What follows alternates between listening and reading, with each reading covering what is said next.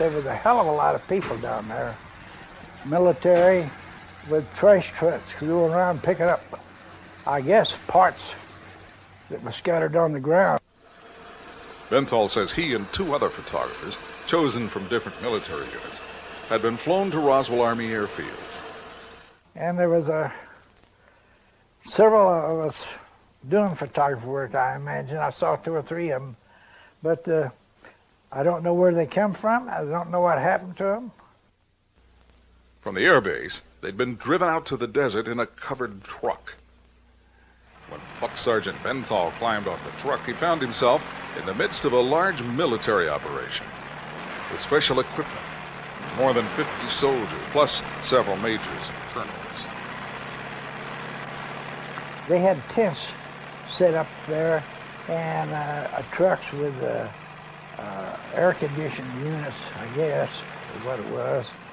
And there was cars coming in and out all the time, trucks, military. He did not see a crashed ship. Apparently Benthal had been brought to the debris field. But in a rubberized tent nearby, a mystery was waiting in the shadows. In a tent there, they had some, they said, bodies in there.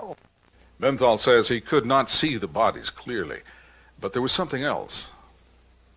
Well, they had a funny smell in there, but I since I run around with a guy who run an undertaker there at Carroll, Illinois.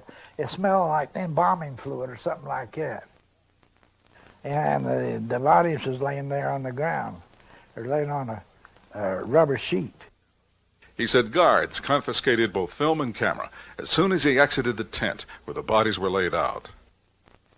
And yet, Fred Benthal came up with the first independent eyewitness description of the recovery operation at the debris field. Large trucks, 5-ton trucks, fully loaded with wreckage.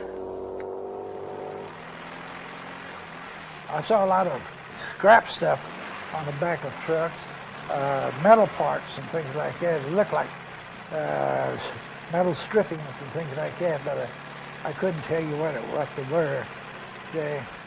They sort of didn't want you to get close to this, that, to the other, and I guess they was as confused as we were.